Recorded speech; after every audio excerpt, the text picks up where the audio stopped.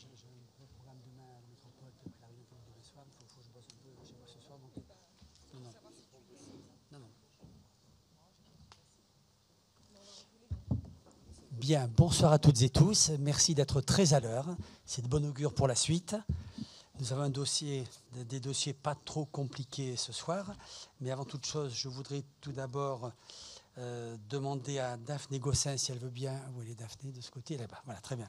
Si elle veut bien, notre secrétaire de séance. Nous la remercions tous. Et puis, je pourrais commencer par accueillir tout d'abord Sarah Dehaye, qui est notre nouvelle conseillère municipale, voilà, qui était numéro 30 sur notre liste et qui, bien sûr, au départ de Virginie Monnier, laisse une place vide que Sarah va bien sûr prendre dès ce soir. Donc, bienvenue Sarah parmi nous, parmi les élus du Bouscat. Tu es donc installée conseillère municipale et j'en suis très heureux. Voilà. Madame la secrétaire, c'est à vous. Bonsoir à tous. Ah. Vous m'entendez? Non. Bon, je vais procéder à l'appel. Patrick Bobet. Présent. Fabienne Dumas. Présent. Gwenaëlle Lamarque. Oui, pardon, il est en retard. Il est en retard. Procuration à Madame Angelini. Emmanuel Angelini. Jean-Georges Micol. Présent. Valérie Barlois-Leroux. Philippe Farjon. Présent. Maël Fétou. Présent. Françoise Cossec. Alain Marc. Présent. Alain Gérard. Présent. Sandrine Jovenet. Présent. Bruno Quéré. Présent. Armel Barthélémy Abaziou. Michel Minjuc. Présent. Daniel Bala. Présent. Nathalie Suarez. Présent. Guillaume Alexandre. Procuration à Madame Cossec. Bérangère Dupin. Présent. Benjamin Burger. Procuration à Monsieur Marc, oui. Géraldine Audebert. Présent. Marie-Emmanuelle Larocha. Présent. Violette Labarchède. Daphné Gossin, je suis présente. Thomas Burgalière. Présent. Grégoire Eddy. Présent. Jonathan Vondeneuve. Présent. Mathilde Ferchaud. Présent. Sarah Dehaye. Présent. Didier Poli. Janine Zurowski. Présent. Damien Rousseau. Présent.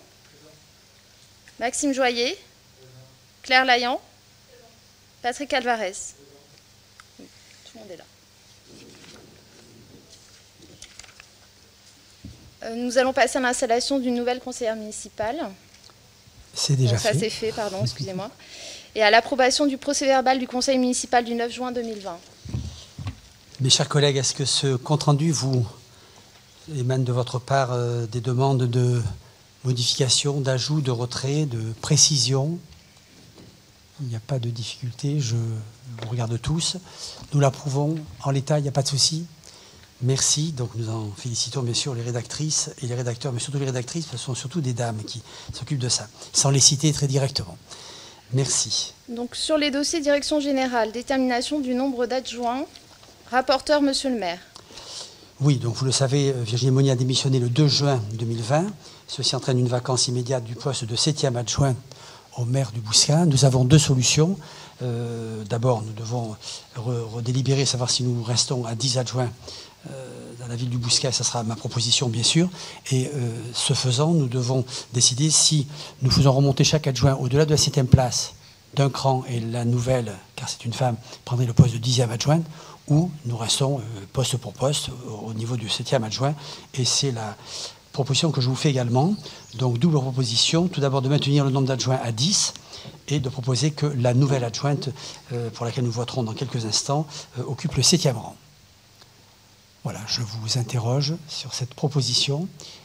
Il n'y a pas de débat précieux, on l'a évoqué vendredi ensemble quand on s'est rencontrés. Abstention sur cette proposition, ce n'est pas le cas. Vote contre non plus, vote pour, unanime. Merci bien mes chers collègues. Élection du 7e adjoint, rapporteur Monsieur le maire. Voilà, et bien nous allons donc sans grand secret, vous le savez, je vais proposer que ce soit Mathilde Ferchaud qui soit élue ce soir 7e adjointe. Tout d'abord parce qu'elle a toutes les compétences requises, je n'en doute pas un instant, vu son parcours professionnel et universitaire.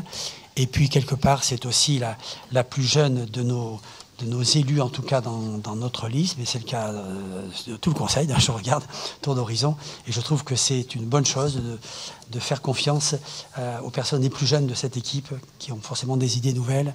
Et c'est une manière aussi de les remercier par avance pour tout ce qu'elle va faire durant ces 6 années, bien évidemment. Et puis pour le clin d'œil, Mathilde, sachez que j'ai été 7e adjoint pendant 3 mandatures avec Jean-Alex, adjoint au sport en l'occurrence, et je n'ai pas changé de place et ça me convenait très bien. Donc je vous souhaite de prendre autant de plaisir que j'en ai pris pendant toutes ces années. Alors, mes chers collègues, je vous consulte. Nous devrions voter par bulletin à vote secret.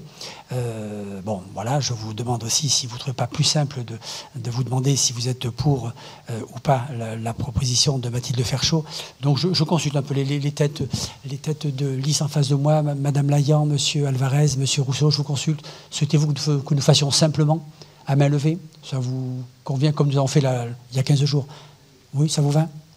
Très bien. Donc, solennellement, je vous demande, mes chers collègues, qui s'abstient sur la proposition de Mathilde Ferchaud comme 7e adjointe. Pas d'abstention. Qui vote contre? Pas de vote contre. Qui vote pour? Unanime. Merci, mes chers collègues. Très bien. Bravo, Mathilde. Indemnité du maire, des adjoints et des conseillers municipaux délégués suite à l'élection d'un nouvel adjoint. Rapporteur, monsieur le maire. Voilà, mais je vais faire aussi très vite parce que nous avons déjà délibéré de tout ceci il y a maintenant un petit mois, oui, c'était le 28 mai très précisément, enfin il y a 4 semaines en tout cas. Voilà, vous vous rappelez qu'une indemnité ne peut être versée que si l'Assemblée délibérante en a déterminé les bénéficiaires ainsi que les montants, donc c'est ce que nous allons faire. Sans plus de suspense, je vous confirme que la proposition restera la même, à savoir que par rapport, en référence aux différentes strates démographiques des communes, et surtout en référence au montant du traitement correspondant à l'indice brut terminal de l'échelle indiciaire de la fonction publique, qui est de 1027. Je vous confirme ma proposition d'adopter les indemnités de fonction suivantes pour le maire, 87% de cette référence, adjoint 28%, conseil municipal délégué 10,60, avec une majoration de 15%, qui est le chef de canton pour les adjoints et le maire. Ce qui correspond à ce que nous avons voté il y a déjà quelques temps. Indemnité brute en euros, le maire 3 891 € et 33 centimes, adjoint au maire 1 252 € et 38 centimes, et conseiller municipal délégué 412 € et 27 centimes. Voilà, il n'y a rien de changé, mais je me dois de vous énumérer à nouveau les textes qui régissent ceci et les montants qui sont afférents à ces fonctions. Il n'y a pas de débat, j'imagine. Oui, monsieur Alvarez, je vous en prie. Vous restez constant dans vos choix, alors je vais tenter une nouvelle fois de m'adresser au sous-prolétariat municipal. Vous auriez pu ajouter une case d'ailleurs sur le premier tableau avec conseiller municipal 0%. Donc je m'adresse au sous-prolétariat qui est à 0%, leur dire de participer au partage des richesses et donc de ne pas voter cette délibération comme le font les modestes conseillers municipaux de base. Et nous sommes majoritaires dans cette assemblée. C'est vrai, c'est vrai. Bon, vous savez que ça concerne les villes, je crois que c'est de plus de 100 000 habitants, de mémoire, ce que vous nous proposez là, mais bon... oui, 21, 23, alors vous êtes tout est obligé. Possible. C'est 6% de la masse globale. Tout à fait, tout est possible. Bon, je vous ferai la même réponse, compte tenu de ce que je demande à nos adjointes et conseillers municipaux délégués. Je crois que je leur demande beaucoup de temps, beaucoup de sacrifices vis-à-vis de leur profession, vis-à-vis du temps qu'ils pourraient passer ailleurs qu'à la mairie ou dans les représentations que je leur demande d'assumer. Donc je trouve qu'il faut vraiment être raisonnable, si je puis dire, vis-à-vis d'eux et de ce que je leur demande essentiellement. Donc désolé, mon cher monsieur Alvarez, mais je n'irai pas jusqu'au bout de votre demande. Nous verrons, si la loi évolue, nous verrons bien.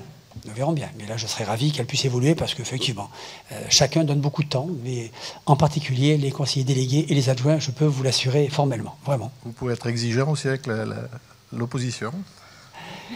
Je le suis de temps en temps, vous le savez. Voilà, mais ça permet de travailler aussi très bien ensemble et de ne pas laisser passer les bonnes idées, d'où qu'elles viennent. D'où qu'elles viennent. Merci, nous devons nous prononcer, mes chers collègues. Oui, Madame Layan, je vous en prie. Oui, bonsoir à tous. Oui, on souhaitait s'exprimer nous aussi là sur ce sujet. Donc comme vous l'avez vu par nos 2 premiers votes, on prend bien sûr acte de la décision de la démission de Madame Monnier, ce qui était nécessaire à la vue de sa situation. En revanche, sur le même principe que Monsieur Alvarez, Nous allons nous aussi voter contre cette délibération, comme lors de notre premier vote. Et puis pour le coup, nous permettons également de vous poser une question là, concernant les adjoints, parce qu'on a fait un comparatif avec les délégations qui étaient données lors de la précédente mandature, et en fait on a constaté que, et c'est confirmé ce soir, que les termes d'écologie et de participation citoyenne avaient disparu des délégations. Donc voilà, c'est l'occasion de vous interroger sur le sujet. Est-ce que c'est réparti plus uniformément ou... Alors moi je considère deux choses. D'abord qu'un conseiller délégué a une vraie mission. Et en l'occurrence, un conseiller délégué qui portera cette délégation, donc il est bien délégué pour ceci, c'est Guillaume Alexandre qui par sa profession est tout à fait en phase avec cette problématique-là et cette thématique-là. Et deuxièmement, je considère que tous les élus sont intéressés et bien sûr partie prenante dans tout ce qui touche l'écologie, la transition énergétique, la transition climatique, et a fortiori tous les adjoints, qui par définition dans leur délégation, que ce soit le social, la culture, les finances, bien évidemment, le scolaire, ça va de soi, sont partie prenante et très intéressée par cette délégation. Donc elle est transversale, bien sûr, mais le rôle d'un conseiller délégué, c'est d'animer ceci, de le coordonner surtout. Voilà, donc cette délégation, je vous rassure, elle est bien portée par tout le monde, et en particulier par un conseiller délégué. Ok. Merci pour votre réponse. Je vous en prie. Monsieur Rousseau, je vous en prie. Alors, concernant les... Vous m'entendez bien? J'ai un écho, j'ai l'impression. Oui, d'accord. Concernant les indemnités, nous serons constants, cohérents, donc nous voterons pour. Je voulais quand même dire un petit mot sur le départ de Virginie Monnier, si vous me le permettez. Alors, pas sur le fond de l'affaire, je vous rassure, je me garderai bien d'un quelconque jugement.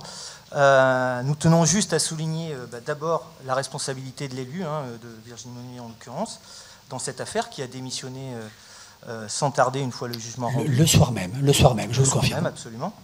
Mais surtout, à souligner également la dignité de l'opposition dans cette affaire, qui a choisi, et je dis bien choisi, de ne pas mettre d'huile sur le feu et de profiter de quelque manière que ce soit de cette délicate affaire. Alors c'est important de le souligner, en fait, car cela prouve qu'au-delà des annonces faites lors du premier conseil, notre volonté, elle est de travailler avec vous tous à l'amélioration du quotidien des bouscataises et des bouscatés, et notre volonté de nous extirper en fait des manœuvres politiciennes. Donc c'est aussi un message que l'on vous adresse ce soir.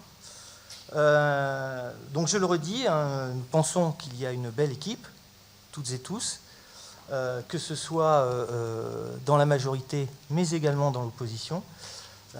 Une équipe, d'ailleurs j'en profite pour féliciter Mathilde Ferchaud, ma voisine, pour sa nomination ce soir.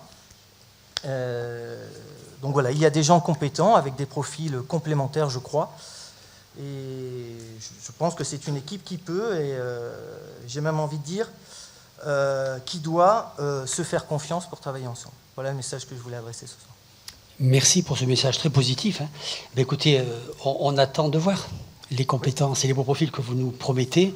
Je serais ravi de les découvrir durant ces années. Je peux vous confirmer que dans mon équipe, j'ai pu vous faire le même commentaire, bien évidemment. Je ne les aurais pas choisis autrement.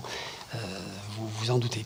Mais je ne demande qu'à voir, et je serais ravi que ça puisse effectivement se définir et s'exprimer surtout. Nous acceptons le challenge avec grand plaisir. D'accord. Monsieur Alvarez. Oui, je ne souhaitais pas intervenir sur le cas présent, mais les propos de Damien Rousseau, que je ne partage pas, puisqu'il parle au nom de l'opposition, peut-être la future nouvelle opposition particulière qui se met en place sur la métropole, il ne parle pas au nom de toute l'opposition. Le travail qui est mené au sein de ce conseil municipal, chaque groupe, je pense, et là je parle qu'au nom de la liste que j'ai représentée, choisit de travailler de la manière la plus constructive possible, mais avec une opposition très, très structurée et sur le fond des problèmes. Vous avez pu vous en apercevoir pendant 6 ans, et on va continuer sur ce terrain, sans offre d'appel de quelque manière que ce soit. Et si je peux comprendre les propos qui sont mesurés de la part de Damien Rousseau, compte tenu de la situation de Virginie Monnier, je ne les partage pas évidemment sur le fond politique, vous l'aurez bien compris, et là je ne m'exprime qu'en mon nom personnel et non pas au nom de l'opposition. Je comprends. Simplement, une simple remarque, à la métropole, il n'y a pas d'opposition. Il y a des majorités, enfin une majorité, et il y a des minorités. Pourquoi? Parce que nous travaillons en cogestion avec tous les groupes autant que possible, et en tout cas, en toute hypothèse, avec tous les maires. Tous les maires sont associés à toutes les décisions, ils représentent leur territoire, ils sont associés. Donc c'est un terme qu'on utilise pratiquement jamais, il n'y a pas d'opposition à la métropole, il y a des minorités, certes, mais il n'y a pas d'opposition. Mais vous le savez, je pense. Oui, mais il y a quand même un microclimat qui est en train de s'installer pour la nouvelle mandature, et on ne participera pas de ce microclimat. Alors, pour le groupe communiste, en tous les cas. Je comprends, non, je comprends. Ben, écoutez, nous verrons... Toute cogestion mise à part. Nous verrons le 17 juillet ce qui sortira des urnes de la métropole. Ouais, absolument. Alors, juste peut-être pour clarifier nous concernant, nous sommes dans l'opposition, hein, il n'y a pas de sujet là-dessus, et je clarifie mon propos dans une opposition constructive. Mon message était un message positif, pas au nom de l'opposition, mais c'est plutôt sur l'attitude digne, je pense, que nous avons eu toutes et tous, de ne pas publier notamment sur les réseaux sociaux. Je trouve que c'était plutôt classe de notre part. Après, voilà, chacun prend la position qu'il souhaite. Voilà. Merci pour ces propos qui sont plutôt positifs, et en tout cas, je les prends comme tels. Nous avions voté, c'est fait, je crois, c'est ça, d'accord? Ah non, on doit voter, pardon. Vous avez exprimé vos votes, mais on n'a pas voté vraiment. Abstention sur la proposition d'indemnité. Pas d'abstention. Vote contre. Monsieur Alvarez, Madame Layan, Monsieur Joyer, très bien. Vote pour le reste du conseil municipal. Merci, mes chers collègues. Très bien. Dossier finance, exonération des droits de place des commerçants du marché municipal pour le deuxième trimestre 2020. Rapporteur, Monsieur Thomas Burgalière. Monsieur le maire, mes chers confrères, donc comme vous le savez, le marché a été mis en suspens à partir du 20 mars sur arrêté temporaire de Monsieur le maire. Au cours du premier mois de confinement a été mis en place quand même un système de livraison des commerçants en accord avec le site internet de la mairie pour une mise en relation entre les usagers et les commerçants. Le 19 avril, un peu d'évolution, un drive a ouvert sur l'emplacement du marché place du 14 juillet avec 15 commerçants sur 2 semaines pour avoir un peu de rotation sur ces commerçants. À compter du 3 mai, une dérogation préfectorale nous a permis de réouvrir le marché dans des conditions sanitaires assez restrictives, mais toujours dans l'idée que ces commerçants puissent se réunir et recevoir aussi également leurs clients. Donc le marché est composé à nouveau de l'ensemble des commerçants depuis le 17 mai, aux horaires de 8h à 13h, aux horaires habituels en fait, donc place toujours du 14 juillet. Il est proposé d'accorder une exonération des droits de place aux abonnés, uniquement aux abonnés et pas aux passagers, du marché pour ce deuxième trimestre.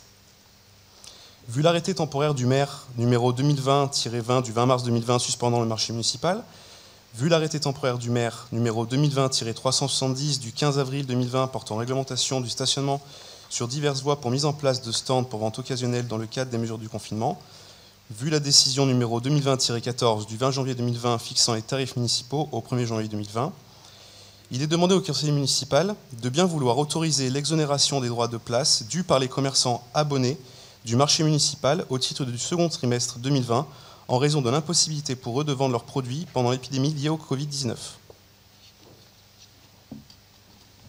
Parfait, merci. Y a-t-il des demandes de précision?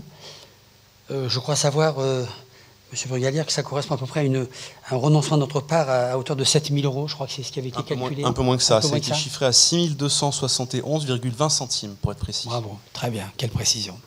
Parfait. Nous démons ça à la mairie. Merci.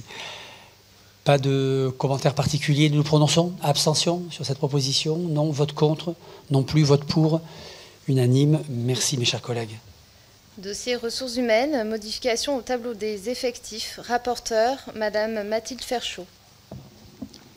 Monsieur le maire, mes chers collègues, donc précisons que les emplois de chaque collectivité ou établissement sont créés ou supprimés par l'organe délibérant de la collectivité, conformément à l'article 34 de la loi du 26 janvier 1984. Il appartient donc au conseil municipal de fixer l'effectif des emplois nécessaires au fonctionnement des services. Il est donc proposé de modifier le tableau des effectifs au 1er juin 2020 dans les conditions suivantes afin de tenir compte des besoins d'évolution des services. Il est proposé la création d'un grade d'attaché afin de pourvoir au remplacement du poste de responsable de la direction jeunesse, éducation et sport quittant la collectivité par voie de mutation. En cas de recrutement infructueux de fonctionnaires, les fonctions peuvent être exercées par un contractuel. Il est proposé la création de 2 grades d'adjoints d'animation sur 2 postes permanents à temps complet, dans le cadre de la mise en stage de 2 agents occupant aujourd'hui la fonction en contrat à durée déterminée. La suppression d'un grade d'auxiliaire de puéricultrice principale de seconde classe, laissant vacant suite à la disponibilité pour convenance personnelle de l'agent occupant la fonction.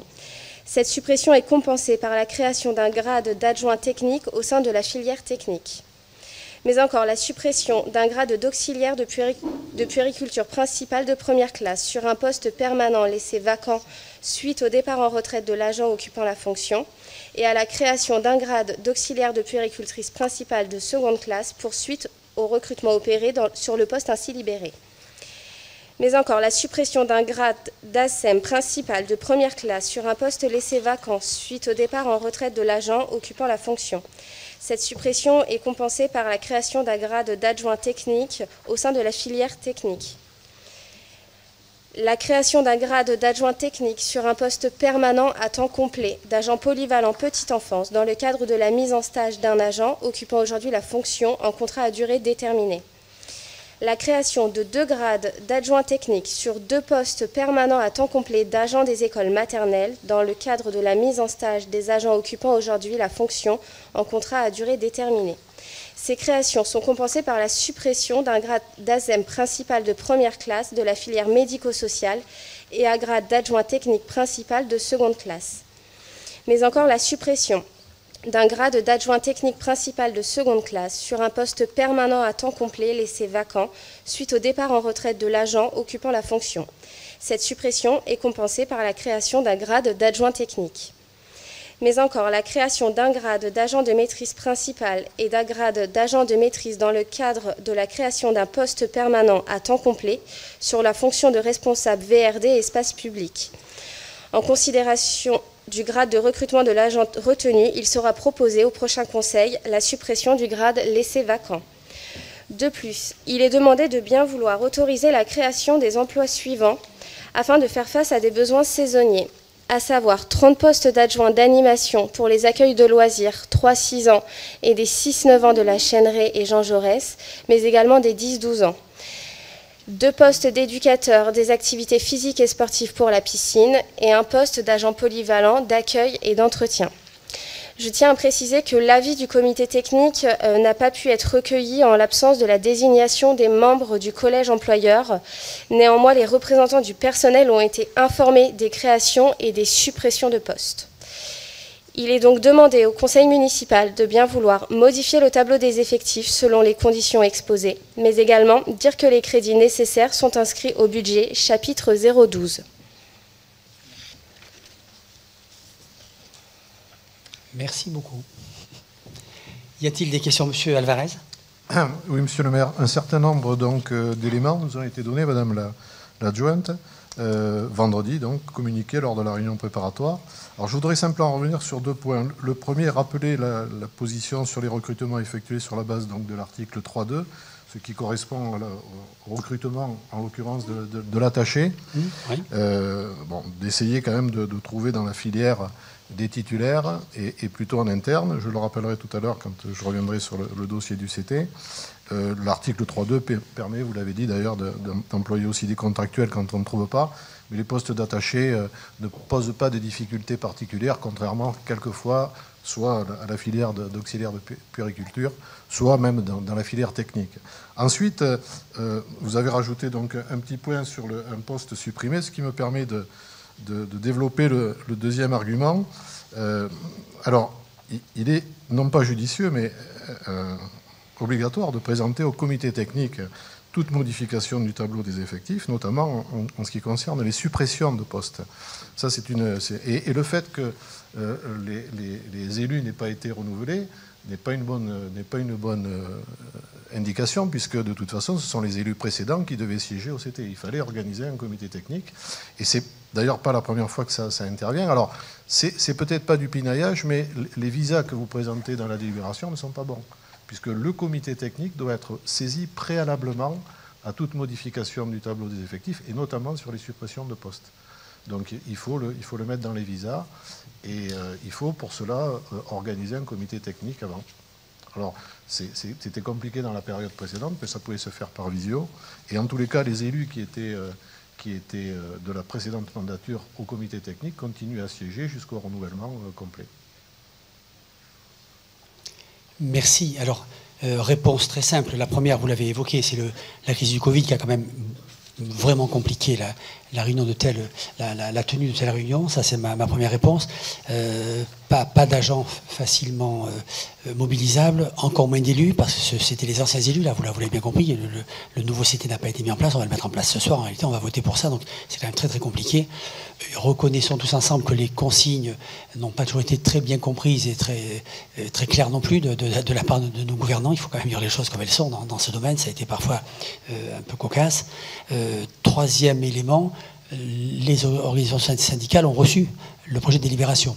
N'ont pas fait de commentaire. Alors certes, il y aura un CT prochain où elles nous donneront leur avis très directement. Et puis un quatrième petit point qui est très anecdotique, c'est qu'il n'y a aucun enjeu, vous l'avez bien compris, sur cette présentation-là. Il n'y a pas de création de postes importants. Ce sont des renouvellements, des remplacements. Et comme vous le savez très bien, on doit souvent supprimer un poste de telle catégorie pour en ouvrir un autre, d'une catégorie un tout petit peu différente, dans la mesure où on va recruter des personnes qui ne sont pas forcément autant qualifiées que les personnes qui s'en vont. Quand on a des agents qui sont là depuis quelques années, heureusement, la carrière a avancé, ils ont des grades ou des fonctions supérieures, et quand on recrute à nouveau, on essaie de redescendre un petit peu, ne serait-ce que pour alléger les finances de la collectivité, ce que tout le monde peut comprendre. Voilà les trois éléments de réponse que je vous donne, et on va bien sûr mettre ça d'équerre dès le prochain CT, qui se passera très, très bientôt, vous vous en doutez bien. Y a-t-il d'autres remarques de la part des uns ou des autres, des unes ou des autres? Ça n'est pas le cas. Nous nous prononçons sur la proposition de Mathilde Ferchaud. Abstention. Monsieur Alvarez, d'accord. Vote contre. Personne. Vote pour. Donc le Conseil dans son intégralité, excepté bien sûr Monsieur Alvarez. Merci. Dossier Jeunesse et Sport, convention cadre de partenariat entre la ville du Bouscat et la mission locale Techno-Ouest de Mérignac, avenant numéro 17. Convention d'organisation administrative relatif au fonds local d'aide aux jeunes, avenant numéro 12. Rapporteur, Monsieur Jonathan Vandenove. Monsieur le maire, chers collègues, une convention cadre de partenariat entre la mission locale Techno-Ouest et la ville du Bouscat a été approuvée par délibération du 20 janvier 2004 et celle-ci réglemente les modalités d'organisation et de financement de la dite structure. Chaque année, un avenant est signé afin de prendre en compte l'évolution de l'indice des prix à la consommation hors tabac, ce qui conduit à revaloriser la subvention de fonctionnement de la mission locale. Et pour l'année 2020, il s'agit d'une revalorisation de 1,1%. La subvention 2019 était de 52 066 €, revalorisée à 1,1%. Cela donne une subvention 2020 à 52 639 €, soit un delta de 573 €. L'avenant numéro 17 à la Convention modifiera donc en ce sens les engagements financiers. Parallèlement, une délibération du 19 juin 2007, la ville du Bouscat a maintenu son soutien aux jeunes suivis par la mission locale en complément des aides octroyées par le fonds départemental, soit pour la mise en œuvre de mesures d'accompagnement collectif, soit pour les aides individuelles. En 2009, la mission locale Techno-Ouest a proposé aux communes adhérentes la signature d'une convention définissant les conditions de ce partenariat pour une durée d'1 an renouvelable par tacite reconduction, accompagnée d'un avenant fixant le montant de la participation annuelle des communes. La participation de la ville du Bouscat pour l'année 2020 est fixée à 3 128,40 €. Il y a lieu d'autoriser Monsieur le maire à signer l'avenant numéro 11 à la Convention d'organisation administrative relative au fonds local d'aide aux jeunes et fixant le montant de la dite participation. Ainsi, vu le Code général des collectivités territoriales et les projets d'avenant numéro 17 et numéro 12 qui ont été annexés à l'ordre du jour, il est demandé au Conseil municipal de bien vouloir, premièrement, approuver le montant des subventions exposées, autoriser, deuxièmement, Monsieur le maire ou son représentant à signer les avenants correspondants, et enfin, dire que les crédits correspondant aux participations seront inscrits au chapitre 65. Parfait, merci beaucoup. Tout ceci est bien précis. Pas de problème, c'est une délibération qui reviendra chaque année plutôt en début d'année. Là, vous comprenez que c'est arrivé en retard par rapport au confinement notamment, mais en principe, ça vient plutôt en début d'année, en février-mars. C'est plus classiquement comme ceci. Et c'est revalorisé chaque année de l'indice des prix à la consommation, excepté le tabac, comme l'a fort bien précisé M. Vandenove. Monsieur Alvarez. Ah oui, excusez-moi, Madame Layan d'abord. Oui, oui. Oui, Monsieur le maire. Non, nous souhaitions simplement revenir là, dans le cadre de cette délibération sur ce que vous nous avez indiqué pendant la réunion de préparation vendredi dernier, c'est-à-dire que les fonds alloués n'étaient pas consommés entièrement. Et donc ça nous semblait important de revenir sur le sujet et de peut-être faire un peu de publicité. Oui, absolument. Alors les fonds, en l'occurrence, ce sont les fonds d'aide aux jeunes, hein, c'est le FAGE. Tout à fait. C'est pas oui, c'est la deuxième partie de la mission délibération. locale elle-même, tout à fait. Et c'est surprenant parce que c'est vrai pour le FAGE, c'est vrai aussi pour les autres fonds que le département verse aux jeunes, qui sont vraiment ciblés, qui ne sont pas consommés. En tout cas, ils ne sont pas consommés intégralement et loin s'en faut pas certaines années. Donc c'est étonnant parce qu'on a quand même l'impression que les jeunes ont besoin d'aide. Il faudrait sûrement mieux communiquer, le répéter, le dire. C'est aussi le rôle de la mission locale, hein, d'expliquer que ceci existe et qu'on peut les aider un peu plus. Nous, on est prêt à le faire, mais c'est parfois un peu surprenant. Et pour vous écouter assidûment pendant les conseils municipaux, on a l'impression que c'est pas la première fois que vous faites la remarque. C'est vrai. Je la refais chaque année pour être très précis. Exactement, parce que ça se renouvelle chaque année. Les fonds qui sont mis de côté au département et par les communes et par la métropole ne sont pas consommés intégralement.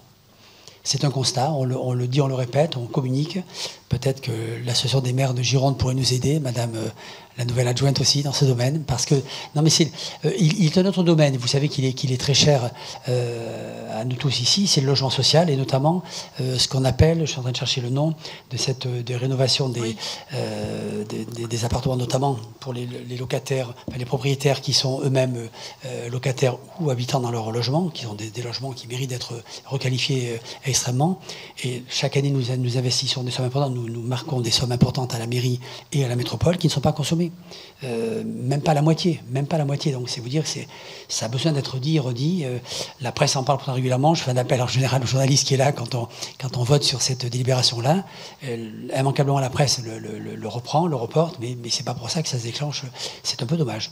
Voilà, c'est le PIG. Je cherchais le nom, c'est le programme général, d'investissement général, PIG. Ou le PIG, on dit ça comme on veut. D'intérêt général, oui, j'ai dit quoi? Investissement, d'intérêt général, pardon. Nous prononçons, mes chers collègues. Ah non, M. Alvarez, allez-y. Oui, non, dans le même sens, vous nous avez donc annoncé que c'était à peu près aux alentours d'un tiers qui était consommé simplement, enfin qui était demandé. Ça dépend des années, voilà, et des lieux, c'est ça, voilà. selon les villes. Hein. En moyenne. Non, simplement pour vous dire aussi que vous aviez inscrit au budget un chiffre un peu plus important pour Techno-Ouest, 53 107 €, donc on est en dessous. Et est-ce qu'on a un retour sur l'efficacité de ce dispositif ? Oui, puisqu'en fait, Techno-Ouest, nous sommes adhérents. Alors, c'était la PAIO autrefois, vous savez, la permanence d'accueil, d'information et d'orientation des jeunes, PAIO, qui depuis 2000 a été raccordé à Techno-Ouest Mérignac, avec Bruges. Mais nous avons quand même ici une antenne locale. Donc, sur notre antenne locale, on voit très bien ce qui s'y passe, combien de jeunes sont accueillis. D'ailleurs, je crois qu'on demandera, vous ne le faites pas, mais moi je le fais à votre place, on demandera à Jonathan Vandenove de nous faire un petit compte rendu chaque année de ce qui s'est passé à la mission locale, du nombre de jeunes accueillis, voilà, un petit peu le bilan de tout ceci, mais on peut le faire puisqu'on l'a ici en interne, hein, on a nos propres statistiques ici. Hein. Merci. Il n'y avait pas d'autres demandes, je ne crois pas. Oui, pardon. Alain Marc, qui était effectivement à la mandature précédente. Le micro arrive. Voilà, Alain Marc était notre représentant à la mission locale. Monsieur le maire, mesdames, messieurs, bonsoir. Oui, quelques précisions de cette mission locale, dont 16 communes, 58 personnels employés, 3 millions de chiffre d'affaires, si on pourrait dire. Donc les 50 000 € participent de ce fonctionnement. C'est de l'ordre de 9 000 jeunes qui sont entretenus par an. Donc les résultats, eh bien, c'est à travers la présence des élus de chaque commune. Il y a un bureau, il y a un conseil d'administration. Moi, je suis encore au bureau puisque j'étais secrétaire. Madame Tarmot de Mérignac était la trésorière. Le directeur, c'est monsieur le sénateur, oui, toujours Hervé Gillet, oui. Et le président Guillaume B. Pour le Bouscat, ce sont 300 jeunes qui sont accompagnés chaque année et 150 vers l'emploi, en CDD ou CDI. Le reste repart soit en formation, soit nécessite un accompagnement supplémentaire. J'avais noté l'année passée qu'il y avait quelques jeunes qui étaient sans logement, mais justement, la mission locale de 16 à 25 ans a pour but de régler toutes ces difficultés. Donc, les dossiers des conseils d'administration, des bureaux sont détenus maintenant par Jonathan Vananov, voilà, qui a tous les dossiers pour répondre à vos interrogations. Ou je peux encore y répondre tant que j'ai la mémoire. Merci, vous avez de bonne mémoire, manifestement, merci. Très bien. Nous nous prononçons, mes chers collègues. Abstention, ça n'est pas le cas. Vote contre, je pense bien que non. Vote pour, unanime, merci bien. Dossier culture, adhésion à la Fondation du patrimoine, rapporteur, Madame Fabienne Dumas. Monsieur le maire, mesdames et messieurs les conseillers, les lunettes. La Fondation du patrimoine, créée par la loi du 2 juillet 1996, est reconnue d'utilité publique par décret du 18 avril 1997.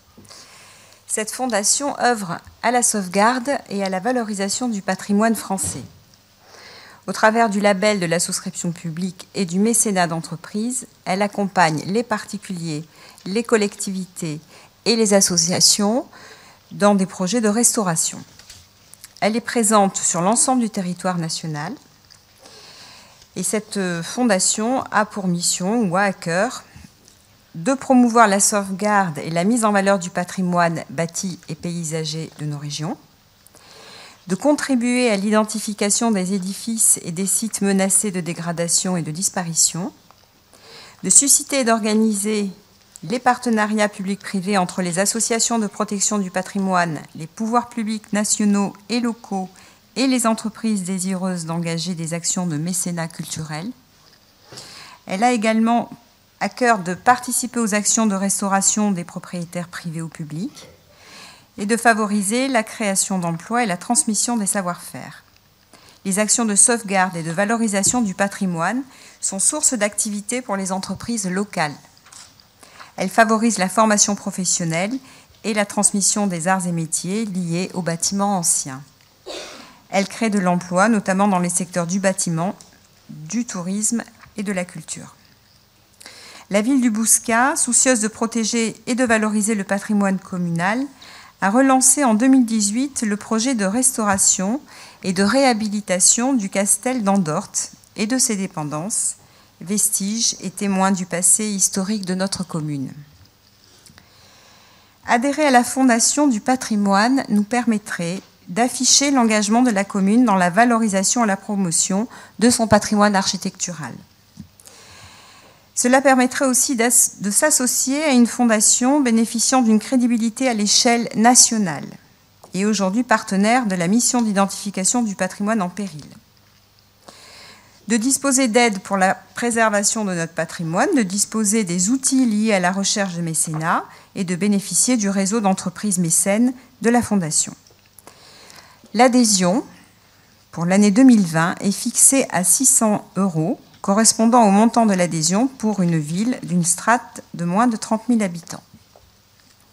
Vu le Code général des collectivités territoriales et notamment son article L 21-21-29, vu l'objectif et les missions de la Fondation du patrimoine, considérant le fort intérêt patrimonial de plusieurs bâtiments communaux et la nécessité de les sauvegarder, voire de les restaurer, il est demandé au conseil municipal de bien vouloir autoriser Monsieur le maire ou son représentant à adhérer à la Fondation du patrimoine. Autoriser également Monsieur le maire ou son représentant à signer le bulletin d'adhésion et à verser à la Fondation la somme de 600 €. Enfin, dire que ces crédits seront inscrits au budget au chapitre 011. Merci beaucoup. Monsieur Alvarez ? Oui, monsieur le maire. Alors, cette fondation du patrimoine est très intéressante. Elle est d'ailleurs soutenue par des gens qui, très généralement, s'occupent parfaitement de leur patrimoine, notamment quand il est caché dans les paradis fiscaux. Il y a toujours un ladrette de la Charrière dans ces conseils, Danone, Vivendi, Sodexo, j'en passe et des meilleurs. Il y a la fondation dans la fondation, c'est la fondation Bettencourt-Schuller qui est dans la fondation. Et alors, je ne vous cacherai pas que le dernier ajout, le franco-luxembourgeois pseudo-historien et animateur maintenant à la Française des Jeux, le dénommé Stéphane Bern, qui vient apporter sa cerise sur le gâteau. Non, je crois que, alors, sur le mécénat, vous connaissez ma position et la position générale. Ce qui est grave dans cette affaire, c'est pas tellement l'adhésion de la mairie, parce que je la comprends, c'est le fait que ces missions, qui sont des missions de service public, éminemment de service public, devraient être confiées à l'État, et à l'État seul.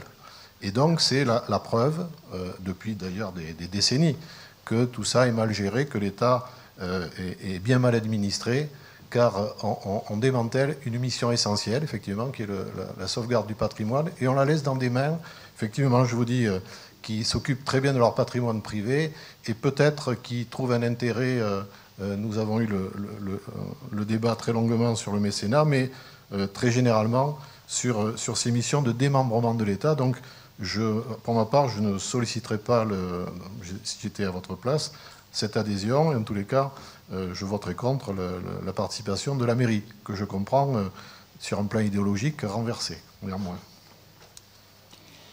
Merci. Je ne ferai pas de commentaires sur la gestion de l'État. On n'est pas là pour ça. Mais ce que je sais, c'est qu'on demande de plus en plus aux collectivités, en revanche. Ça, je le sais très bien. Et on les laisse un peu se débrouiller pour trouver de nouvelles ressources. C'est une manière d'aller chercher de nouvelles ressources. J'espère que nous serons entendus par la Fondation du patrimoine. De mémoire, d'ailleurs, le président régional est bouscaté, donc je ne sais pas si ça nous servira à grand-chose, mais enfin, en tout cas, je vous donne l'information. Moi, je pense quand même que le mécénat est intéressant parce que, malgré tout, alors, en dehors de ce que vous pouvez penser et dire, et que je peux comprendre par certains côtés, mais malgré tout, il permet aussi à des mécènes d'aider directement leur région, leur ville, leur commune, peu importe, et de savoir où ils veulent mettre l'argent qu'ils veulent mettre à la disposition de la collectivité de manière très précise, sur un projet précis ou dans une collectivité très précise. Ce qui n'est pas le cas des impôts. Alors, vous avez raison, il faut payer ses impôts, il faut payer son URSSAF et payer toutes ces taxes, bien sûr que oui. Mais on a le droit, une fois qu'on a payé tout ça, on a le droit, si on a 4 sous devant soi, et ça peut arriver, de vouloir s'investir pour sa commune ou sa ville ou un projet bien précis et adhérer à titre de mécène. La loi Yagon de 2003 est là pour ça, et je crois que c'est quand même une bonne loi. Elle permet vraiment de faire des choses plus rapidement. J'en veux pour preuve le grand mécénat qu'on a lancé à la métropole sur le pont de Pierre. La première tranche de travaux qui a coûté 10 millions a été quand même honorée à hauteur du mécénat pour plus de 10%. Ben, c'est toujours bon à prendre. 10% sur un projet, c'est bon à prendre.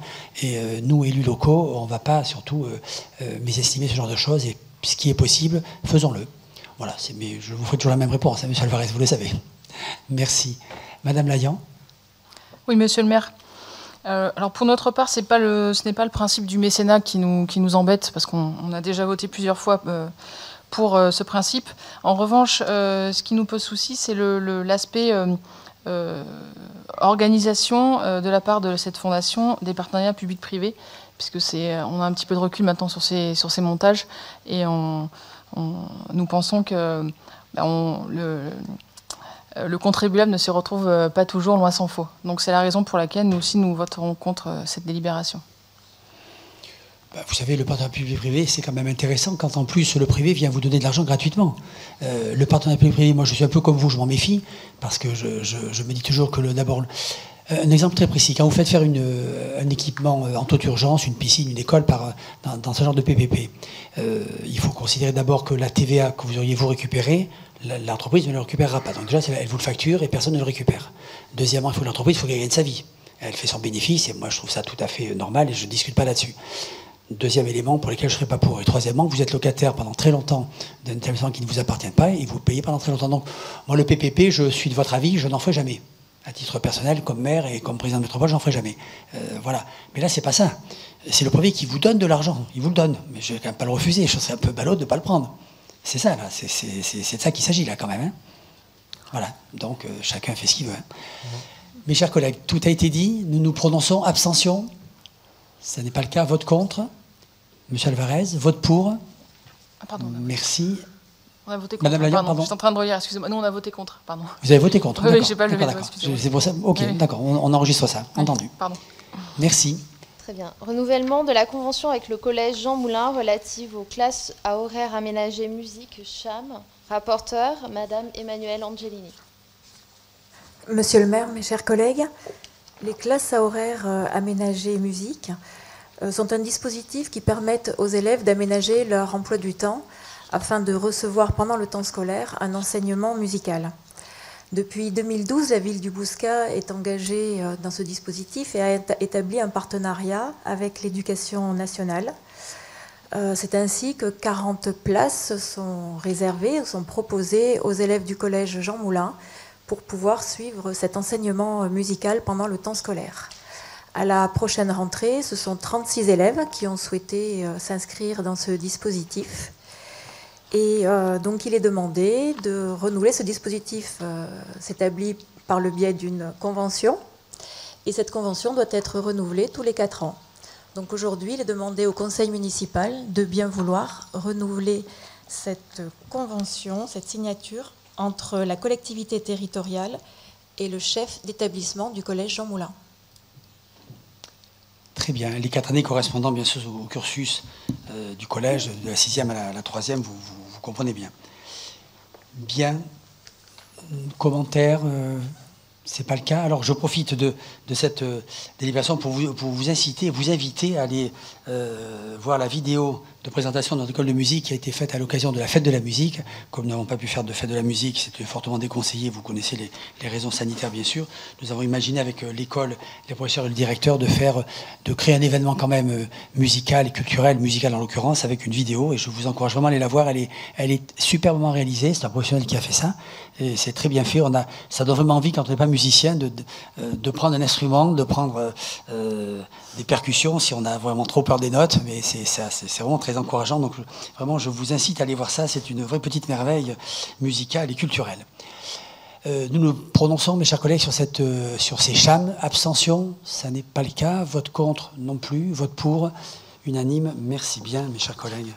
Annulation de spectacle de la saison culturelle 2019-2020. Remboursement des places. Rapporteur Emmanuel Angelini. Monsieur le maire, suite aux mesures prises par les autorités, la ville du Bouscat a été dans l'obligation, dès le 13 mars, d'annuler toutes les représentations des spectacles prévus à la fin de la saison 2019-2020. C'est ainsi que 8 spectacles n'ont pu se dérouler. Pendant toute cette période du confinement, les équipes de la culture ont travaillé à des reports de dates en lien avec les artistes et les compagnies. 4 spectacles seront reportés dans le cadre de la prochaine saison, mais 2 spectacles ne pourront pas être reprogrammés. Les demandes de remboursement pourront se faire à partir de début juillet et seulement sur rendez-vous auprès de l'Ermitage, et pour une période allant jusqu'au 15 septembre. Donc il est demandé au conseil municipal de bien vouloir autoriser le remboursement aux usagers des billets achetés pour les spectacles annulés entre le 13 mars et le 28 mai 2020. Merci beaucoup. Monsieur Alvarez, je vous en prie. Quels sont les spectacles qui sont reportés? Alors il s'agit de 4 spectacles. Nous avons Pyrénées, nous avons le jazz Ulf Valkenius, le cercle de Whitechapel et Victor Vincent. Le premier d'ailleurs est le dernier cité, c'est lui qui va démarrer dès le mois d'octobre. Victor Vincent qui sera là le 13 octobre. Donc les bénéficiaires de ces places pourront, avec la même place, venir avec le même billet, assister à la représentation dès qu'elle sera reprogrammée. Donc. Si la date leur convient, d'accord. Ils se présenteront avec les billets achetés pour la saison 2019-2020 et ces billets seront valables. D'accord. Voilà, et je proposais vendredi dernier, quand on a évoqué ça entre nous, peut-être, si c'est possible, que les personnes qui reviennent pour ce spectacle-là soient quand même remerciées en leur donnant des bonnes places, sur le plan géographique, j'entends. Alors, a priori, les places sont numérotées au moment de l'achat, et ils garderont les numéros qu'ils avaient sur leur billet. D'accord. Bon. OK. Le cercle de Whitechapel est programmé le 23 février. Je vous encourage vraiment à réserver ça. C'est un monument d'humour très british, mais je vous encourage vraiment, le 23 février, le cercle de Whitechapel. On fait un peu de publicité tant qu'on y est, voilà, on est là pour ça. Nous nous prononçons, mes chers collègues, sur cette proposition. Abstention, ça n'est pas le cas. Vote contre, non plus. Vote pour, unanime, merci bien. Dédommagement des auteurs du Salon du Livre Jeunesse et d'une production de la saison 2019-2020. Rapporteur, Madame Emmanuelle Angelini. Monsieur le maire, comme de nombreux secteurs, donc le secteur culturel a été fortement impacté par cette crise, par la fermeture des théâtres, l'annulation de toutes les manifestations et des festivals. La ville a donc souhaité apporter son soutien au secteur du livre particulièrement et au spectacle vivant. Comme vous le rappeliez à un précédent conseil municipal, la ville avait également touché la subvention de la métropole pour le salon du livre et pour les auteurs jeunesse. Et donc la ville souhaite dédommager les 16 auteurs et illustrateurs qui étaient invités pour le salon du livre qui devait avoir lieu début avril 2020. Ce dédommagement sera calculé pour chaque auteur et illustrateur en fonction du nombre de jours de présence prévus initialement et à hauteur de 50% de la rémunération nette prévue par la charte des auteurs et illustrateurs jeunesse. Mais la ville souhaite également dédommager à hauteur de 1 000 € la production qui devait avoir lieu pour le spectacle Harlequin poli par l'amour, qui devait avoir lieu donc le 15 avril à l'Ermitage. Il est donc demandé au conseil municipal de bien vouloir autoriser le dédommagement des auteurs et illustrateurs invités dans le cadre du Salon du Livre et le dédommagement de la production KSCDN Angers, Pays de la Loire. Merci. Y a-t-il des demandes de précision, des compléments? Ça n'est pas le cas. Nous nous prononçons. Abstention, ça n'est pas le cas. Vote contre, non plus. Vote pour, unanime. Merci, mes chers collègues. Dossier relatif à l'économie. Convention de partenariat entre la ville du Bouscat et la Chambre des métiers de l'artisanat interdépartementale, délégation Gironde. Rapporteur, M. Jean-Georges Micol. Bonsoir, Monsieur le maire, et bonsoir, chers collègues.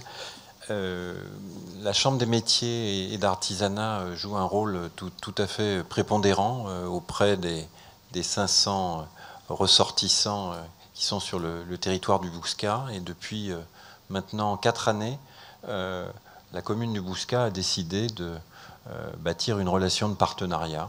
Cette relation de partenariat avec la Chambre des métiers est encadrée dans une convention et nous vous proposons de la renouveler pour l'année 2020.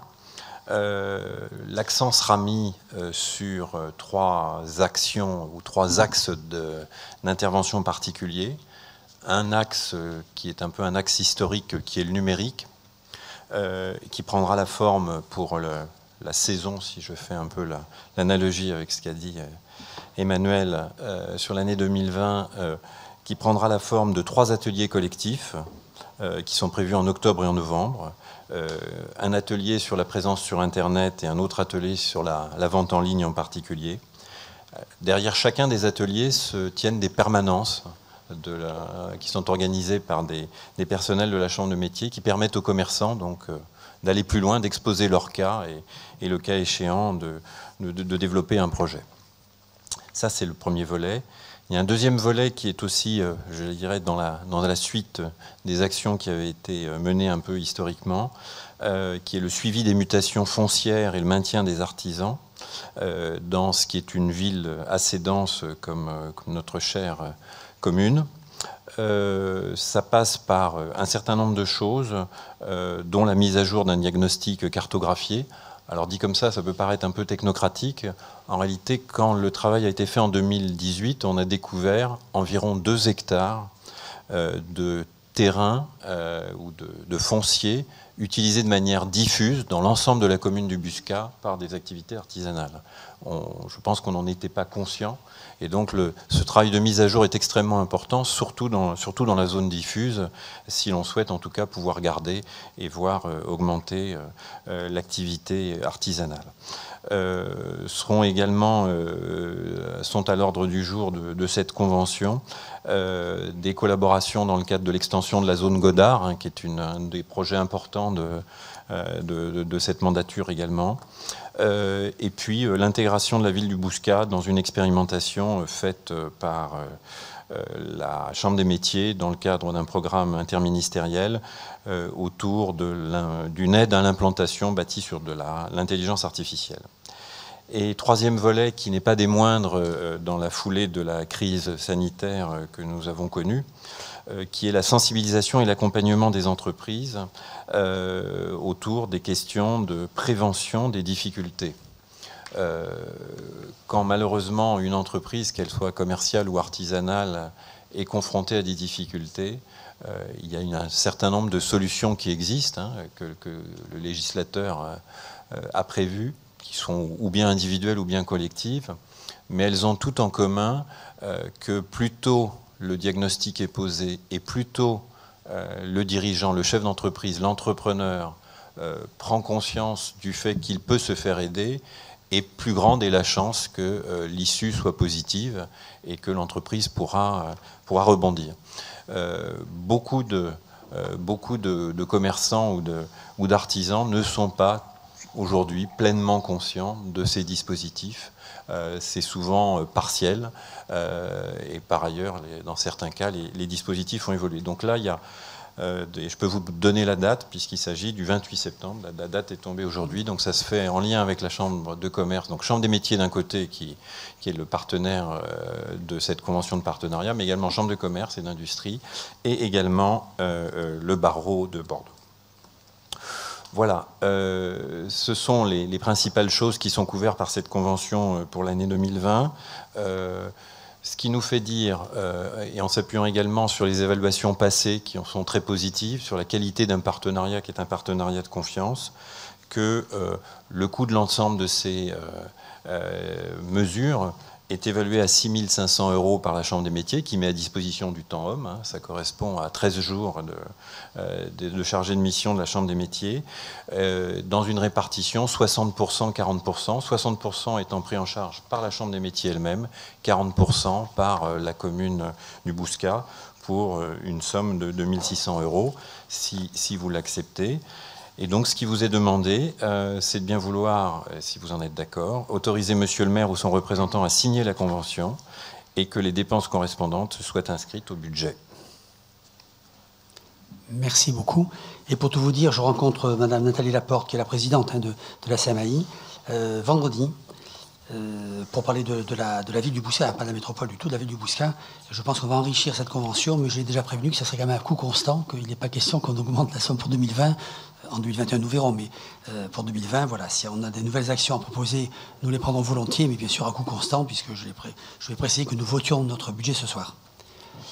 Monsieur Alvarez. Oui, monsieur le maire. Alors, bien que n'ayant pas approuvé votre schéma de développement économique présenté par Yohann Tararis et mis en œuvre depuis, je voterai néanmoins cette délibération dans la mesure où il y a quand même un objectif qui est très important et qui a été pratiquement tenu, c'est celui que je trouve très important, c'est celui du maintien d'une offre immobilière adaptée à l'artisanat et notamment dans les conditions de ville dense. Et ça, c'est un objectif, il faut effectivement essayer, et vous le faites assez bien d'ailleurs, de maintenir dans les conditions immobilières que l'on connaît au Bouscat, la participation et la présence des artisans. C'est pour ça que je soutiendrai, d'autant plus que la participation de la ville n'est pas très importante dans ce dispositif, mais sûrement très utile. Non, mais vous avez raison, et c'est pas facile pour l'artisanat de veiller à ce que ça reste ce que c'est aujourd'hui en termes de qualité. Autant on a des moyens, des outils d'urbanisme pour garder les commerces, avec le PLU qui nous permet de garder des linéaires de commerce et d'obliger les commerçants qui vendent leur commerce à ce que le repreneur fasse le même métier ou en tout cas quelque chose qui est de la même lignée. Ça n'est pas vrai pour les artisans et ça complique un peu la vie. Voilà, mais nous y sommes très attachés, très vigilants et attentifs, mais c'est vrai que d'avoir la Chambre des métiers avec nous dans ce domaine nous est quand même d'une grande utilité, vous l'avez compris, et pour un prix qui quand même reste assez modeste. On est bien d'accord là-dessus.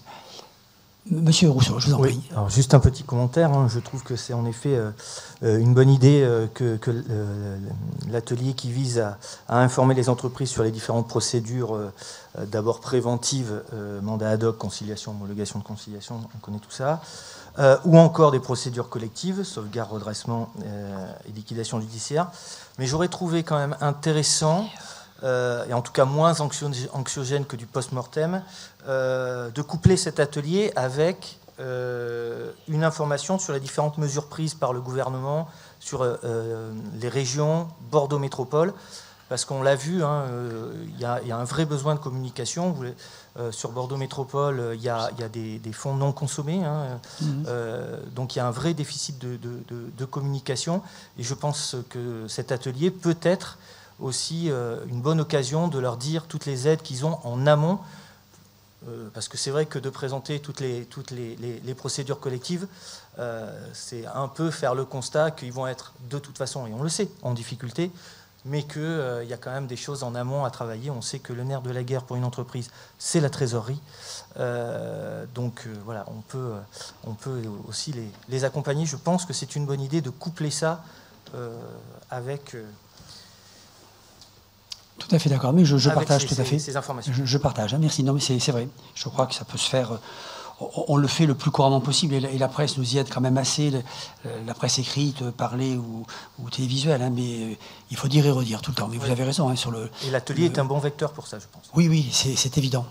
Et il fait tâche d'huile, ça se répète. Merci beaucoup. Nous nous prononçons, pas d'abstention, vote contre, ça n'est pas le cas, vote pour, unanime. Merci bien, mes chers collègues. Nous passons aux désignations des représentants du conseil municipal au sein de plusieurs organismes. Tout d'abord, désignation d'un conseiller municipal en charge des questions de défense. Rapporteur, Madame Fabienne Dumas. Merci. Oui, en effet, cette délibération qui demande au conseil municipal de désigner un nouveau conseiller en charge des questions de défense suite aux dernières élections et à ce nouveau conseil municipal. Donc, la mission de ce conseiller en charge des questions de défense, c'est un correspondant défense qui remplit une mission de sensibilisation des concitoyens aux questions de défense. Il est l'acteur de la diffusion de l'esprit de défense dans les communes et il est l'interlocuteur privilégié des autorités civiles et militaires du département, mais aussi de la région.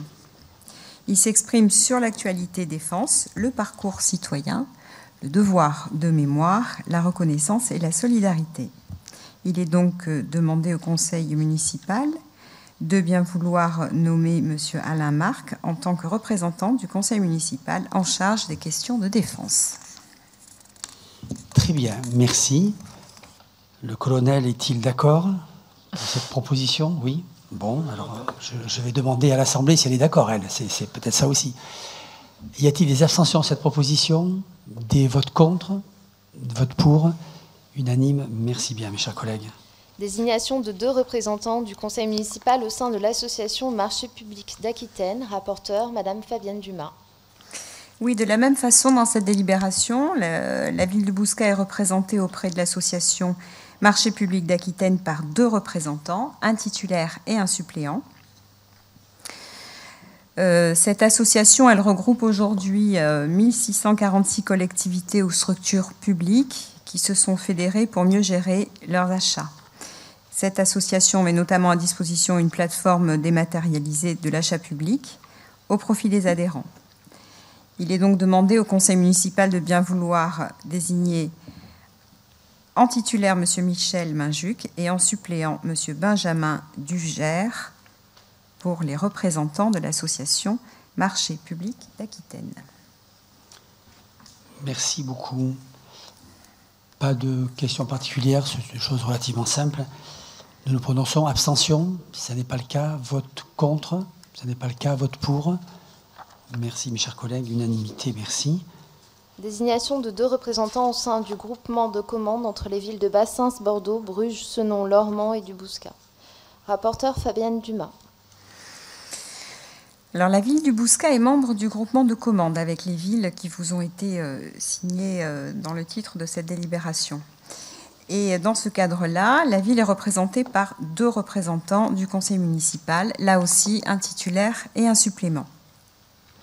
Conformément au Code de la commande publique et à l'article 7.3 de la Convention, une commission d'appel d'offres du groupement a été instaurée. Elle est constituée d'un représentant élu parmi les membres ayant voix délibérative de la commission d'appel d'offres de chaque membre du groupement qui dispose d'une commission d'appel d'offres. Pour chaque membre titulaire, peut être prévu un suppléant, et ce sera le cas dans cette délibération.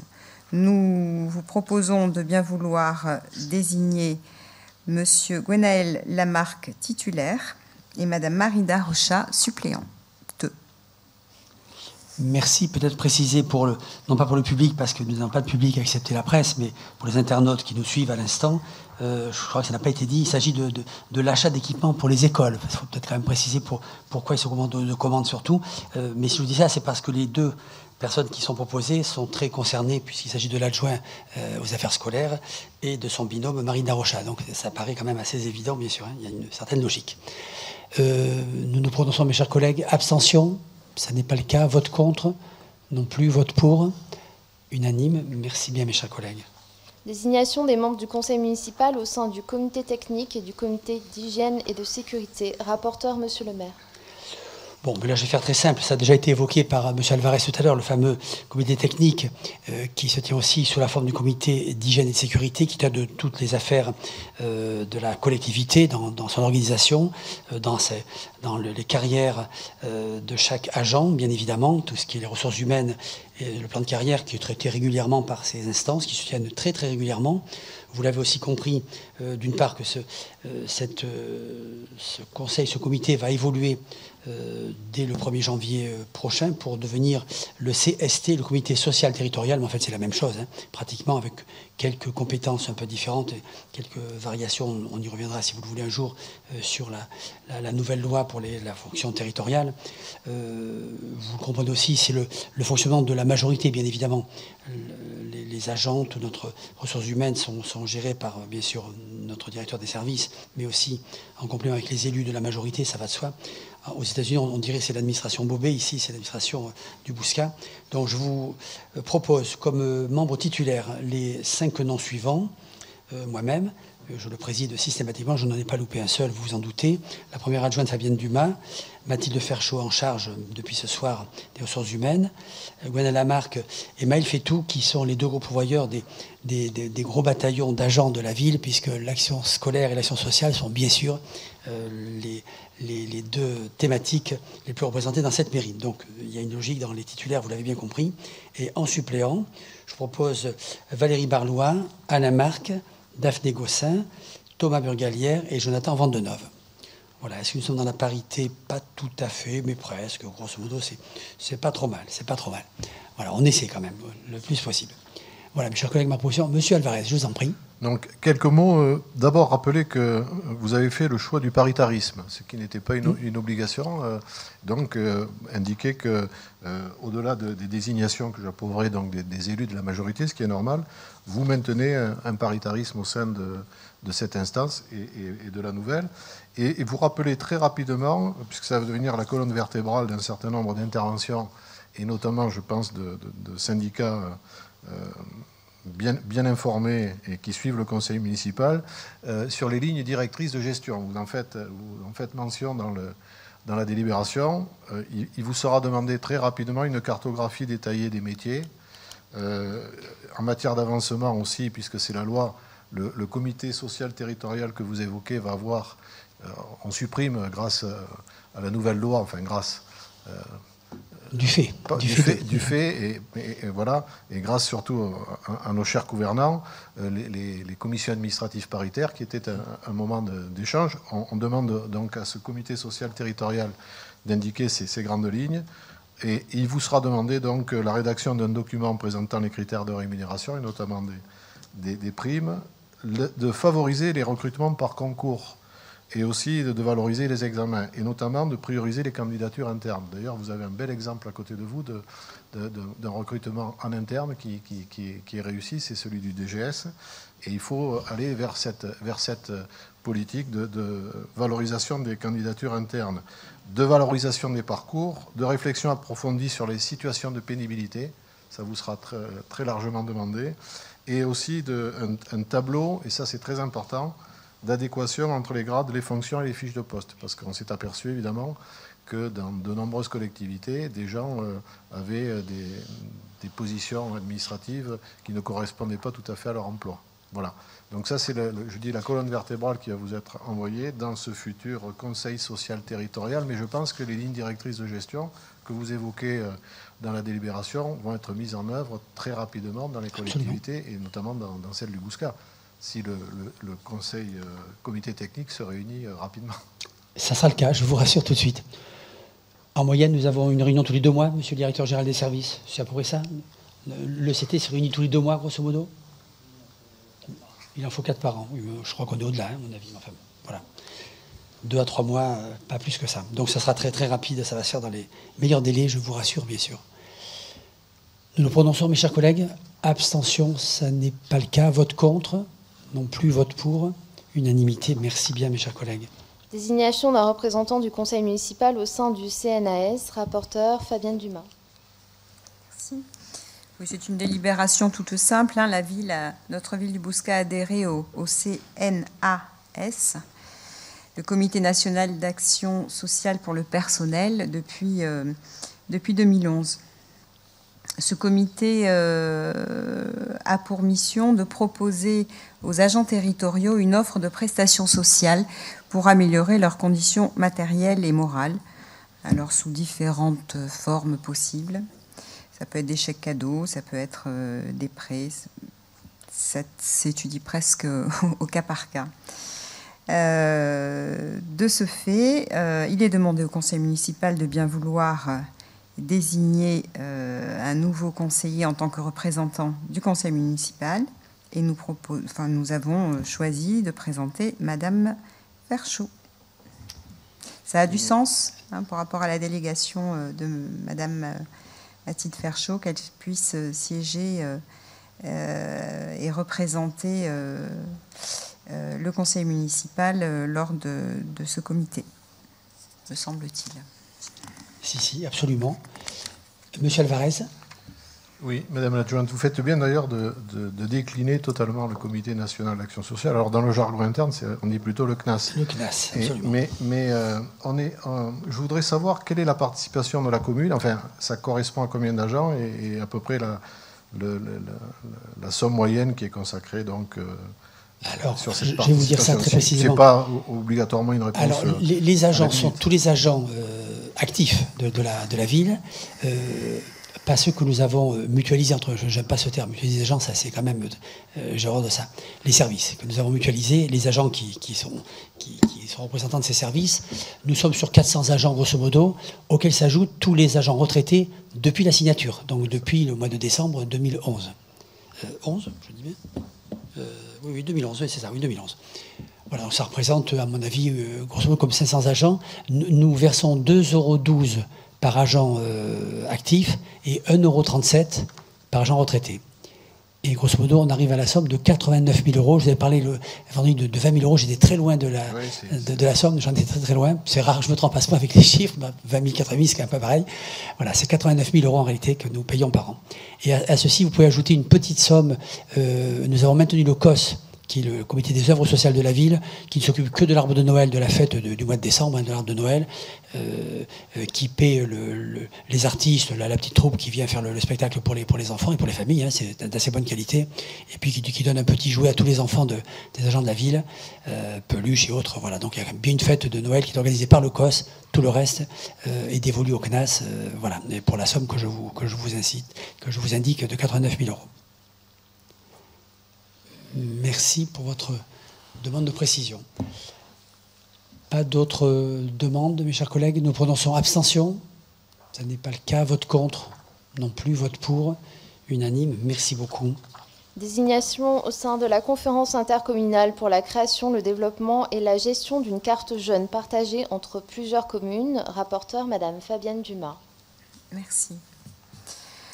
La ville du Bouscat participe depuis décembre 2011, par délibération du 11 décembre 2018, à l'expérimentation de la carte jeune, une expérimentation partagée entre 12 communes pour une durée de 30 mois. La carte jeune, c'est un dispositif qui facilite l'accès à la culture, au sport, aux loisirs chez nos jeunes de 0 à 25 ans. Elle leur permet de bénéficier d'avantages ou de réductions chez un certain nombre de partenaires.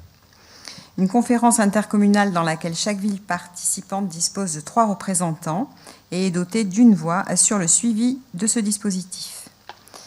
Suite au renouvellement du conseil municipal, il convient donc que 3 représentants au sein de cette conférence intercommunale soient désignés. Emmanuel Angelini, Valérie Barlois-Leroux et Daphné Gossens. Il est demandé au conseil municipal de bien vouloir se prononcer. Merci beaucoup. Y a-t-il des demandes de parole? Madame Layan, je vous en prie. Oui, monsieur le maire, une simple remarque là, sur ce sujet. Lors de la mandature précédente, nous avions une place pour cette conférence. Donc voilà, je voulais simplement souligner ce fait. C'est vrai. Alors, deux raisons. Bon, je vais être ni gentil ni pas gentil. 2 raisons nous ont fait prendre cette décision. Pour tout dire, c'était vous-même qui étiez représentant de l'opposition ici. Je crois savoir, je préfère me tromper, mais je crois savoir que vous n'avez pas beaucoup été présente, même plutôt absente. Donc je suis désolé de le dire, mais les choses sont ainsi. La seconde raison, c'est que malgré tout, il y a quand même très peu de réunions. Très sincèrement, il y a très peu de réunions et ça ne sollicite pas beaucoup les élus. Et ça me semble quand même plus logique parfois, quand on a peu d'élus à proposer, de garder des élus majoritaires qui travaillent quand même ensemble. Mais la vérité, c'est qu'il y a aussi très peu de réunions, hein, très sincèrement. Alors, de mémoire, il y a eu une réunion et effectivement, je n'ai pas pu y aller parce que j'étais prévenue très tardivement. Mais bon, c'est simplement une remarque qui était légitime, je pense. Bien sûr, je comprends. Nous le prononçons, mes chers collègues. Abstention. Abstention, d'accord. OK, vote contre. Vote pour. Merci, mes chers collègues. Donc, abstention du groupe de M. Rousseau. Voilà, d'accord. Je précise parfois pour les personnes derrière moi qui notent, parfois on n'a pas tout à fait le temps de noter tout, donc je préfère le repréciser. Merci. Désignation des représentants du conseil municipal auprès du CLIC Porte du Médoc. Rapporteur, M. Maël Fétou. Oui, merci Daphné. Monsieur le maire, mes chers collègues, la ville du Bouscat est représentée auprès du Centre local d'information et de coordination gérontologique dénommé CLIC Porte du Médoc par 2 délégués, un titulaire et un supplément. Le CLIC a pour objet, dans le cadre d'une approche globale et personnalisée du besoin d'aide des personnes âgées, d'assurer des missions telles que l'accueil, l'écoute, l'information, le conseil à la personne âgée et à sa famille, la prévention de la situation de la personne âgée vivant à son domicile et d'élaboration d'un plan d'aide personnalisé, de mise en œuvre, de suivi, d'adaptation permanente du plan d'aide. Vu l'article 21-21-33 du Code général des collectivités territoriales, il est demandé au conseil municipal de bien vouloir désigner 2 représentants du conseil municipal auprès du CLIC Porte de Médol, une titulaire, Madame Nathalie Suarez, et une suppléante, Madame Sandrine Jovenet. Merci. Oui, proposition cohérente aussi. Nathalie Suarez est en charge de l'animation et de la politique des seniors, donc ça paraît assez logique. Et Sandrine Jovenet, pour des raisons peut-être plus personnelles, est très investie et souhaite y participer. C'est très bien ainsi. Merci. Nous nous prononçons s'il n'y a pas de prise de parole particulière. Abstention, ça n'est pas le cas. Vote contre non plus. Vote pour, unanime. Merci, mes chers collègues. Désignation d'un représentant au sein de la fabrique métropolitaine. Rapporteur, monsieur le maire. Ah oui, c'est vrai, j'avais oublié. Alors, je vous présente ceci très, très simplement. La FAB, Fabrique métropolitaine, c'est une société publique locale, une SPL, qui a été créée en 2012. Elle a des sociétaires, comme toute société, qui sont les collectivités territoriales locales, la métropole et aussi des communes. Le Bouscat en fait partie. Nous sommes donc adhérents, bien sûr. Nous sommes sociétaires, si j'ose dire, de cette société publique locale, ce qui nous permet aussi, dans des chantiers d'aménagement importants, que ce soit de l'urbanisme ou des zones d'activité même commerciales, de plus en plus, et ça va être le cas, je vais vous le citer dans 2 secondes, de ne pas avoir recours à la mise en concurrence des entreprises, d'aller directement au marché avec la FAB, qui est donc un peu notre maître d'ouvrage délégué, c'est l'AMO, l'aide à maîtrise d'ouvrage.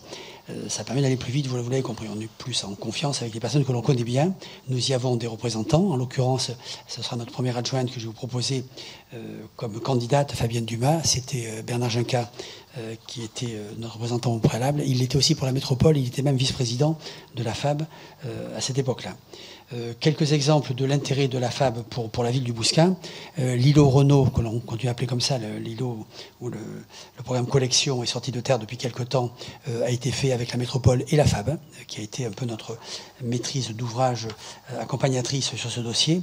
Nous avons également le dossier de Peugeot qui va repartir, mais il a été arrêté, vous le comprenez bien, pour les 3 mois de la crise sanitaire. Mais ce dossier repart et nous travaillons avec la FAB sur la détermination des destinations de tout cet axe, avec notamment de l'habitat. Nous sommes sur 1 hectare.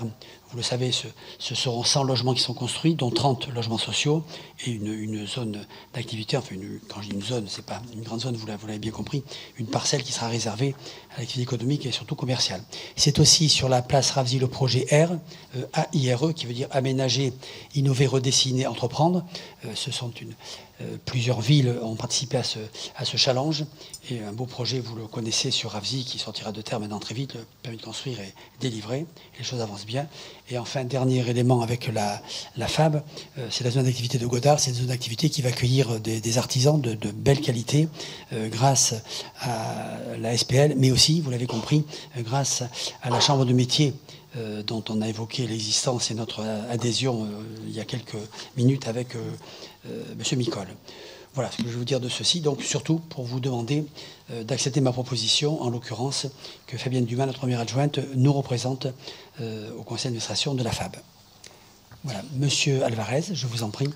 Oui, monsieur le maire, puisque vous avez prononcé quelques mots sur la FAB, à mon tour de vous présenter une autre version néanmoins. Alors, sur ces sociétés publiques locales, qui sont en fait des sociétés anonymes, à conseil d'administration, et de rappeler aussi qu'en tant qu'observateur et praticien de la chose publique, cette entité juridique, qui est la société publique locale, est aussi un moyen pour les administrateurs et les collectivités territoriales qui composent cette société anonyme d'échapper au code des marchés publics. C'est aussi pour les administrateurs, et vous avez rappelé que Bernard Juncker en était même vice-président, peut-être que le même sort sera réservé à Madame Dumas, d'échapper donc au code des marchés, mais aussi de contourner l'emploi de fonctionnaires pour l'exécution de missions de service public, dont vous avez rappelé l'importance, les marchés de prestations d'assistance, d'expertise, le pilotage et la mise en œuvre des opérations immobilières, c'est pas rien. Alors, il n'y a aucun, je ne sais pas si c'est le cas avec la FAB, si vous avez conjointement dans cette grande cogestion essayé de contourner l'emploi de fonctionnaires, mais bon, c'est peut-être pas le cas. Le pilotage et la mise en œuvre de ces opérations immobilières, vous les avez rappelées, sont très importantes néanmoins. Il y a un établissement primaire et un établissement secondaire, avec quand même des chiffres d'affaires qui sont intéressants. Je souhaiterais néanmoins qu'on ait un retour important du travail de cette SPL au sein du conseil municipal, ce que nous n'avons pas eu lors de la précédente mandature. Et parce que effectivement, c'est le bras armé souvent, vous l'avez rappelé, dans des grandes opérations qui sont, de mon point de vue, qui auraient été mieux administrées par le service public et les fonctionnaires. C'est là aussi un point de divergence majeur. Mais je voterai pour la désignation de Madame Dumas, puisqu'il faut quand même qu'on soit représenté dans ces entités diaboliques. Je ne sais pas si elles sont diaboliques, elles sont quand même bien pratiques. Vous l'avez rappelé, ça évite la mise en concurrence, donc les marchés publics, effectivement, ouais. Mais avec des personnes de confiance que l'on connaît, puisque nous sommes adhérents de la FAB, sociétaire en l'occurrence, présents, suivant les travaux régulièrement, avec des contrôles systématiques, des présentations de programmes et de comptes rendus annuels régulièrement. Alors vous avez raison, on ne l'a pas fait ici dans cette enceinte, on le fera. Vous avez raison, on est quand même très concernés. Ce qui a fait vivre la FAB, qui l'a fait exister, quand je dis la faire vivre, c'est qui l'a fait naître. En réalité, la FAB, c'est les 50 000 logements. C'est la grande opération que Vincent Feltès avait lancée, 50 000 logements le long des axes de transport en commun. C'est de là qu'est née l'idée de se dire, allons chercher un opérateur le même pour tout le monde, en quelque sorte, que les choses soient cohérentes. Et c'est vrai qu'on travaille en confiance réellement avec Jérôme Gosse, qui en est le directeur. Le président de mémoire, c'est Jacques Mangon, me semble-t-il. Oui. Et ça se passe plutôt bien. Voilà, donc on est quand même très partie prenante. Donc rien ne nous échappe, vous en doutez bien. Mais je pense que une communication très officielle, annuelle, ici au Bouscat, mérite bien sûr d'être faite. Et j'en prends bonne note. Je sais que notre directeur général des services en a pris note aussi. Fabienne Dumas vous fera un rapport annuel systématique. Je crois que c'est la bonne méthode. Et puis, dernier tout petit commentaire, on n'a pas du tout cherché, là vous me faites le découvrir, on n'a pas du tout cherché à contourner un recrutement de fonctionnaires. Ça n'a vraiment pas été le moteur de notre décision, bien évidemment. Mais effectivement, de facto, c'est ce qui se passe. Mais ce n'était pas le but. Non, mais les théoriciens du droit ceux qui sont évidemment défavorables à la constitution de ces sociétés publiques locales, disent que c'est un moyen très efficace. Et ça ne m'étonne pas que Vincent Feltès soit le promoteur de cette riche idée et qu'il l'ait développée sur le territoire métropolitain. Les commentaires sont libres. Très bien. Je lui dirai. Enfin, il n'est plus conseiller municipal maintenant, c'est vrai. Non. Nous prononçons, mes chers collègues. Pas de prise de parole particulière. Abstention, ça n'est pas le cas. Vote contre? Non. Vote pour? Unanime. Merci mes chers collègues. Et donc c'est Fabienne Dumas qui nous représentera dans cette belle société. Désignation d'un représentant du conseil municipal au sein de l'Assemblée générale de l'AURBA. Rapporteur Fabienne Dumas. Oui, alors là nous allons parler d'une structure beaucoup moins diabolique, mais tout aussi utile. On ne sait pas, on va voir. L'AURBA, Agence d'urbanisme Bordeaux-Aquitaine, est une association loi 1901 qui a été créée en 1969. C'est un outil de développement urbain. On peut résumer la mission ainsi. Par ses diagnostics, ses réflexions prospectives, ses démarches de projet, l'agence travaille à toutes les échelles, du quartier jusqu'au système métropolitain. Elle accompagne les responsables locaux dans la conception, l'élaboration et la mise en œuvre de leurs projets et de leurs politiques publiques. Là également, il est demandé au conseil municipal de bien vouloir désigner M. Guillaume Alexandre, représentant de la ville au sein de ce conseil, de cette assemblée, pardon. Ah, pardon. Alors, excusez-moi, une petite erreur. Eh bien, c'est la parité, hein, ce sera... C'est Violette Labarchède qui est désignée pour être le représentant du conseil municipal au sein de cette assemblée. Excusez-moi. Guillaume Alexandre, c'est pour la délibération suivante. Voilà, on va s'y retrouver tout de suite. C'est le diable qui vous fait parler. Voilà, je crois que notre première adjointe est pressée de nous quitter, donc c'est pour ça qu'elle a voulu aller plus vite. Mais non, ça ne marche pas. Ça n'a pas marché. Non, voilà, je plaisante.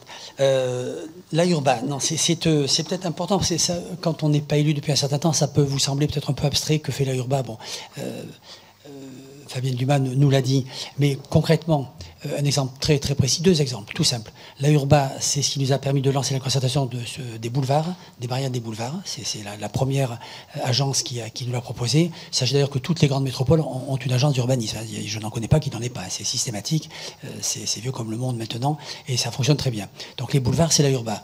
Mais pour nous, qui nous concerne plus directement, sachez que l'opération qu'on a mise en place la semaine dernière sur l'avenue Schumann, qui a été de réserver une voie de circulation en voiture, donc de supprimer une voie de circulation en voiture pour y mettre une circulation vélo, faire une espèce d'autoroute du vélo, c'est aussi l'AURBA qui a eu la mission de toute urgence, dès le déconfinement de la part de la métropole, de nous faire des propositions sur toutes les villes, sur toute la métropole, où on pourrait installer ce type d'équipement, ou élargir une piste cyclable déjà existante, une bande cyclable déjà existante, ou créer, ni plus ni moins, ces fameuses bandes cyclables dites éphémères, mais elles ne seront peut-être pas aussi éphémères que ça. Nous verrons bien à la rentrée de septembre quand les choses se passent.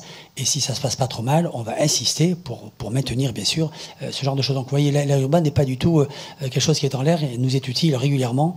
Et c'est important que nous soyons représentés par des personnes qui vont quand même porter la parole du Bouscat, mais aussi de la métropole. L'AURBA, c'est pas que la métropole, hein, c'est aussi chaque commune peut conventionner en direct avec l'AURBA. Nous le faisons avec l'AURBA. Et puis aussi, le département peut-être est avec l'AURBA, je ne sais pas, Fabienne, si c'est le cas, mais voilà, d'autres collectivités. Voilà ce que je voulais vous dire pour actualiser un petit peu ce qu'est l'AURBA malgré tout. Hein.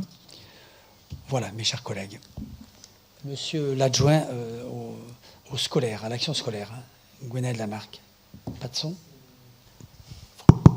Oui, monsieur le maire, étant donné qu'on parle de mobilité douce et en faisant un petit peu le lien entre mes délégations actuelles et mon ancienne délégation, je pense que je vous proposerai dans les prochains jours peut-être une modification, une révision de notre politique de transport scolaire qui, je pense, a été mis en place par votre prédécesseur et n'a jamais été rénové, réformé et revu. Et notamment, nous avons 3 lignes de bus qui circulent pour desservir nos établissements scolaires. Et je pense qu'il est temps d'en réduire certains, notamment, puisque vous parlez de ce secteur, toute la ligne qui fait Ermitage, Boulevard et École du Centre, où on constate plusieurs choses. D'abord, peu d'inscrits, et il faut prendre en compte aussi le double contexte, l'arrivée du tram sur l'avenue de la Libération et bien sûr l'arrivée de ce véloroute. Je pense que ça va s'inscrire aussi dans l'ère du temps où en fait on est quand même dans une réappropriation de l'espace citadin et l'espace public par le piéton, par les cyclistes, et je pense qu'il faut aussi que nous soyons assez exemplaires. Donc je pense que je vous ferai des propositions en la matière dans les prochains jours pour que cela soit opérationnel à partir de cette rentrée. Je note que tous les circuits que nous avons, pour votre information, sont assez inégaux. Et que autant le circuit du centre peut paraître, à mon avis, un petit peu obsolète, autant celui qui dessert la Fonféline, Lyoté Champ de Course et ce secteur, c'est-à-dire le nord de la commune, reste relativement pertinent pour 2 raisons. D'abord parce qu'il y a un nombre d'inscriptions assez important, puis aussi parce que c'est un quartier prioritaire de la ville et qu'il est hors de question que l'on puisse mettre moins de services publics sur ces zones-là. Donc voilà, je voulais en profiter pour vous le dire et aussi en informer le conseil municipal. Oui, pourquoi pas. C'est un dossier sur lequel on réfléchit pas mal de temps. Oui, parce que vous citez la collecte, le ramassage des enfants des écoles du Bouscat. Ce dont vous parlez à l'instant, l'avenue Schumann, je crois savoir qu'on est entre 5 et 6 enfants transportés par jour, donc c'est quand même un peu scandaleux. Affréter un bus pour ça, je trouve ça tout à fait scandaleux. Et deuxièmement, on est au plus loin de l'école par habitant à 400-450 mètres. Bon, je trouve que c'est pas très sérieux. Sincèrement, je crois qu'il faut quand même revoir les choses. Donc on précisera les choses, mais si c'est bien de cet ordre-là, je crois qu'effectivement... Et en plus, il y a un tramway qui effectivement relie la barrière jusqu'à la station mairie du Bouscat. Donc si vraiment on ne veut pas marcher 400 mètres, on prend le tram. Pourquoi pas? Oui, je pense qu'on est aussi sur une commune avec une superficie relativement modeste, 5 km², et que l'on peut être vraiment... exemplaire en la matière et réduire un petit peu ces transports scolaires. Tout ça s'inscrit dans une logique au fond très durable qui s'inscrit dans l'ère du temps. Oui, puis je pense vraiment que faire marcher des enfants chaque matin après l'école pendant 5 minutes, 400 mètres, il faut 5 minutes, c'est peut-être quand même une chose que l'on peut tout à fait accepter. Ça fait même du bien au cerveau pour mieux travailler à l'école ensuite. Donc je pense que c'est une chose vers laquelle nous irons très certainement, mais on en reparlera quand vous me le présenterez. Et puis surtout pour conclure sur ce point précis, ça ne coûte rien à la commune, je le rappelle, c'est pas pour faire des économies, parce qu'en l'occurrence c'est la métropole qui paye ça, c'est même pas les communes. 10%, nous payons 10%. Bon, mais c'est pas le but d'économie, vous le comprenez très bien. C'est beaucoup plus s'inscrire dans ce développement durable, dans la remise un peu sportive de nos chers petits qui peuvent quand même marcher un peu, je pense, pour aller à l'école, dans ce cas précis. Voilà, mais nous étions sur la urbaine, nous y revenons sur la proposition de notre première adjointe, Violette Lamarchette, en l'occurrence, qui nous représentera. Abstention sur cette proposition, ça n'est pas le cas. Vote contre, non plus. Vote pour, unanime, merci. Désignation d'un représentant du conseil municipal au sein de l'Assemblée générale de l'ATMO Nouvelle-Aquitaine. Rapporteur, Madame Fabienne Dumas. Oui, en effet, un membre du conseil municipal représente la ville du Bouscat à l'Assemblée générale de l'ATMO Nouvelle-Aquitaine, qui est une association agréée par le ministère de la Transition écologique et solidaire. L'ATMO est un observatoire régional de l'air en Nouvelle-Aquitaine. Elle est chargée de la surveillance et de la qualité de l'air en tout point de la région. Oui, on peut dire qu'elle surveille l'air H24 en diffusant chaque jour des indices et des précisions sur sa qualité. Elle prévoit également et elle est tenue d'informer les autorités lorsqu'il y a des pics de pollution, par exemple. Voilà, donc, vu l'article et vu les statuts de cette structure, il est demandé au conseil municipal de bien vouloir désigner Monsieur Guillaume Alexandre, cette fois, en tant que membre du conseil municipal à l'Assemblée générale de l'ATMO Nouvelle-Aquitaine. Parfait. Monsieur Alvarez. Oui, monsieur le maire. Je profite de cette délibération pour dire un petit mot. Alors, c'est l'ex-ERAC, oui, et donc les études sont très intéressantes. On a souvenir de celle sur la qualité de l'air dans les écoles, un peu avant les élections d'ailleurs, qui nous avait tous un peu inquiétés. Pour vous dire aussi que maintenant on a malheureusement avec la période de confinement peu de chiffres valables, mais on avait prévu après 6 mois de mise en place du tram justement de faire un petit bilan. Alors peut-être qu'il faudra le faire à la rentrée ou à la fin de l'année sur la qualité de l'air dans notre commune, et notamment tout ce qui est lié, puisque les rapports de l'ATMO maintenant disent qu'il y a quand même des problèmes de dioxyde d'azote autour des boulevards et des zones de circulation, ce qui est logique. Ce sont d'ailleurs des rapports qui alertent sans apeurer. C'est-à-dire que c'est fait, ils donnent la vérité des chiffres avec des conclusions qui sont toujours très intéressantes. Et sur le Bouscat, il y a un certain nombre de choses qu'il faudrait, je crois, discuter collectivement sur le trafic automobile. Un certain nombre de rues, si vous voulez, qui ont été conservées à double sens. Je pense à Sadi Carnot et Saint-Nazaire, où il y avait déjà des taux de pollution importantes dus effectivement au transfert de trafic, dus aux travaux, et qui évidemment qui n'existe plus aujourd'hui. Je pense que c'est une réflexion que nous devrions mener collectivement, peut-être dans une assemblée générale de citoyens, sur les chiffres donnés, et profiter donc de ce dossier pour vous dire qu'on pourrait s'appuyer utilement sur les travaux de l'ATMO. Merci, oui, ce sera fait. Mais je crois me souvenir que c'est même réglementaire et obligatoire de faire les dosages systématiquement, les relevés systématiquement avant tramway, après mise en circulation, 1 an, 2 ans, c'est systématique. Alors, sans être devin, je peux vous dire tout de suite que les chiffres de la Libération seront parfaits, bien sûr, entre les voitures qu'on a connues il y a quelques années, maintenant un tram qui passe, et quelques voitures qui remontent l'avenue, évidemment, et quelques-unes qui remontent mais à contresens. Ça, c'est moins bien, mais c'est malheureusement un peu de temps en temps. Mais bon, on sait bien que là, les chiffres seront bons dans ce domaine, bien évidemment. Vous dites que les voitures sont fréquentes et importantes en nombre sur Sadi Carnot, Marcelin Berthelot, Gauthier Lagardère. Oui, c'est pas que les travaux, malheureusement.